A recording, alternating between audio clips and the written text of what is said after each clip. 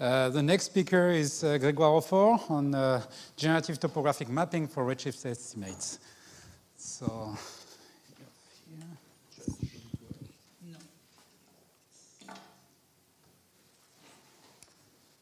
Now does it work? Yes. Oh, yes. Okay, let's start. So, hello everyone, I'm Grégoire Aufort, I'm a postdoc here at IAP. And today, I was intending to talk about generative topographic mapping, but I think after this week of talks, the main question I'd like to ask is how much merit there is in having a principal approach to inference in astronomy. Okay. So this work is focused on estimating photometric redshift for Euclid. Estimating photometric redshift has been a problem that has been explored by pretty much every algorithm we know. So, for example, on this review from 2022, okay, this works too. So you can either do some FED fitting or use, once again, pretty much every regression algorithm has been used to take a few photometric bands of your observing your galaxies and try to infer the redshift of the galaxy. In the context of Euclid, the goal is to start with a selection of galaxies in different tomographic bins. So you look at the inferred photometric redshift, you select galaxies, let's say, between redshift 0.9 and 1.2, and you want to approximate the average redshift, the average true redshift of those galaxies. So since there is a measurement error on your photometric redshift, the true redshift distribution of the galaxies is usually far more scattered than the bin. And in order to perform weak lengthening using those estimates, you need to have a quite precise estimate of the average of this distribution. The problem is that the constraint on the precision of this estimate is incredibly hard to attain. For now, I don't think anyone has a solution that is in the constraint because we need, so on this picture, you have the error on the estimated value and the interval in which the estimate is supposed to lie.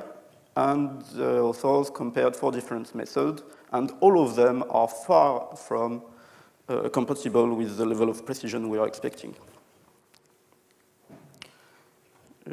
Nope. Okay, so a tool commonly used right now in the Euclid team for photometric redshift is a self-organizing map. So we saw a few self-organizing maps this week. It's an old algorithm. It was discovered in '82 by Kohonen, and it's used mainly for visualization of a high-dimensional data set. It's not a statistical algorithm. It's one of the few biologically based algorithms that are still used, I think, in astrophysics. I think we also saw one in symbolic regression, but that's pretty much the last places we saw them. And it's extremely popular for visualization. So on this example, we see the 2D projection of the self-organizing maps, color-coded with the physical properties of galaxies. And we see that it's usually quite effective at finding patterns in those physical properties. So the idea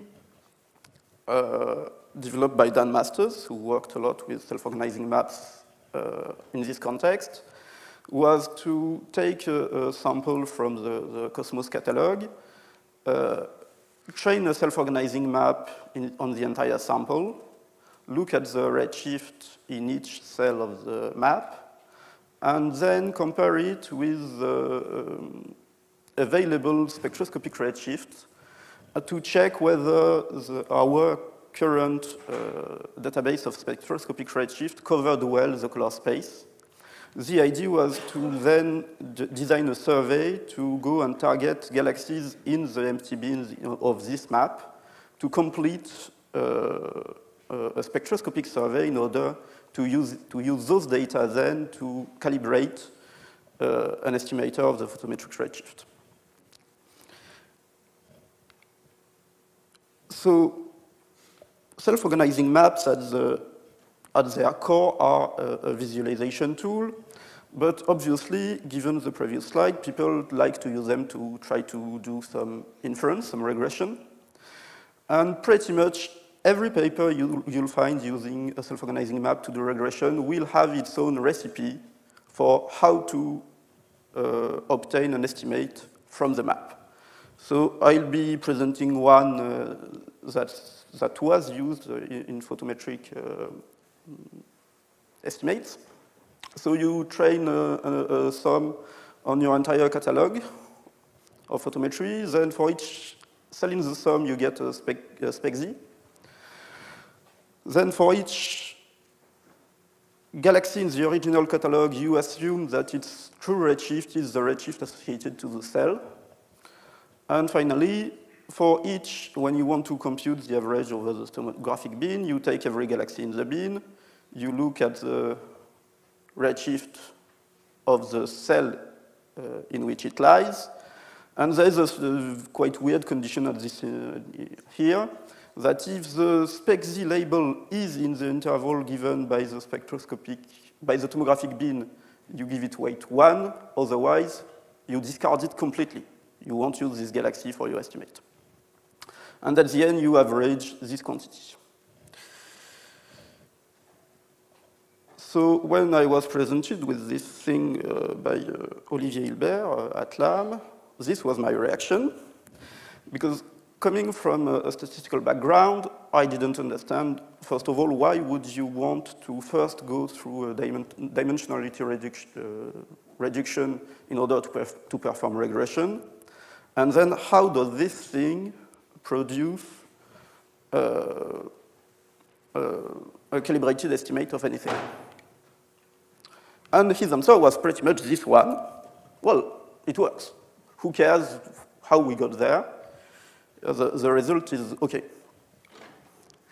So I had a few questions. First of all, why work in the latent space? We had a talk about is there truth in the latent space. I'm pretty much convinced that a 2D latent space can't possibly contain every information that you want to infer. In the end, given the previous recipe, you end up with point estimates, so you don't care at all about uncertainties. Being Bayesian, it was quite shocking, especially since the goal is to infer the average of a distribution. You have to discard observations because of the last step of the recipe, and for some bins, it was like just delete 60% of the data set. And then there was a technical problem in that the spec Z are rarely perfect, and so you have spec Z errors that kill completely the estimate if the error rate is too important. Finally, since we clearly retrieve a point estimate of the, even if we are targeting the right thing, it's a point estimate. So if we try to obtain the complete N of Z in the bin, it should be over-concentrated. So the question was, can't we directly approximate the posterior of the redshift for each galaxy, given the colors? And if possible, not use the sum. But a lot of work has already done using the sum, so I tried to nudge it by finding a way to infer a probabilistic framework instead of the sum, but doing pretty much exactly the same thing. So fortunately, it was already invented by Bishop and Svensson in '98. So the idea is that exactly as the sum, you start with a 2D square on which you lie random variables on a grid.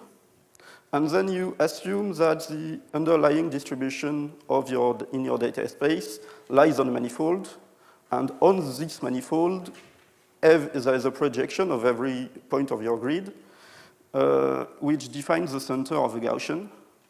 And you then assume that your complete data set is produced by a mixture of those Gaussians. The advantage from a purely statistical learning point of view is that this thing now has a clear likelihood function that you can simply optimize, contrary to what happens with the sum, which is optimized kind of, let's say, heuristically. So I was quite glad with this thing, especially because once I have learned this mapping, for every point for which I have a spectroscopic redshift, I can compute its likelihood given the index of every node. And for every observation, I can compute the probability of the observation given each node, which means I can retrieve directly from the output of the generative topographic mapping algorithm the posterior of the redshift given the observation. So until this point, I was quite happy. Unfortunately, the primary result we got with Afshin Dorel, who was a student doing an internship this summer, is that it works, but it doesn't work better than the sum. In that the estimate we retrieve from this algorithm are pretty much always on par with the sum. In yellow, you have what you'd obtain as an estimate if you were just averaging the photometric redshift. So this clearly doesn't work. And our method is, well, almost on par, and it's pretty much in the constraint, but it's not that much better. On the other hand, this time we retrieve a proper estimate of the complete N of Z. So in green, I don't know how well, yeah, we see it. In green, there's the true distribution. In blue, the estimate. And in red, the estimate if you were using the photometric redshift. Finally, since it was one of the goals, does this thing of averaging over the entire SpecZ catalog works if you have some catastrophic error in the spectroscopic redshift? And surprisingly to us, the answer is no. We don't do better than the sum, even by assuming a soft clustering instead of the hard assignment of the sum. And as soon as you have more than 5% errors, you are better doing just photometric estimate. So in conclusion, we propose the principal alternative to the sum, which unfortunately still doesn't work better than the current sum. We are trying to find a bridge between the two approaches in order to recover the performances of the sum and the principal assumptions that we get with the GTM. But I found interesting the debate which we pretty much had 2 days ago about, okay, when do you care about if a method just works or if you know why it works, and the interpretability of your method. Thank you for your attention.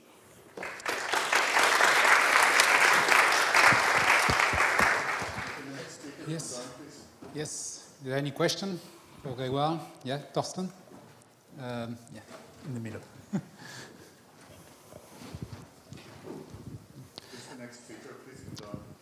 Are you sure that the model you used to model the posterior was rich enough and really to capture the posterior? So that's the issue, is that in the way the GTM is learned, you have to run an EM algorithm to do your max likelihood, and this scales very poorly with the number of nodes.